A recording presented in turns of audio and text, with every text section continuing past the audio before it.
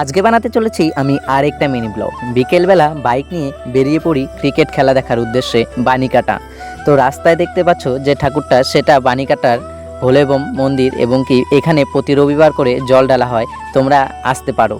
তার এখানে যে তোমরা ফাঁকা জমিগুলো দেখছো সেগুলো খুবই শুকনো এবং কি হালকা জল রয়েছে। এটা প্রতি বছরই ভরপূর্ণ হয়ে থাকে জলে, এবছর একদম ফাঁকা, কারণ বৃষ্টির খুব অভাব।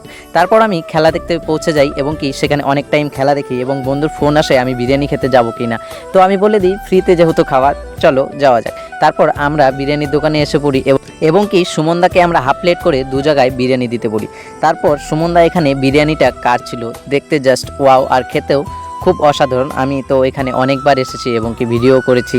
তারপর বিরিয়ানিটা ফাইনালি আমার কাছে চলে আসে এবং কি আমি এটাকে আরেকবার খাই এবং কি খুব মনটা ভরে যায়।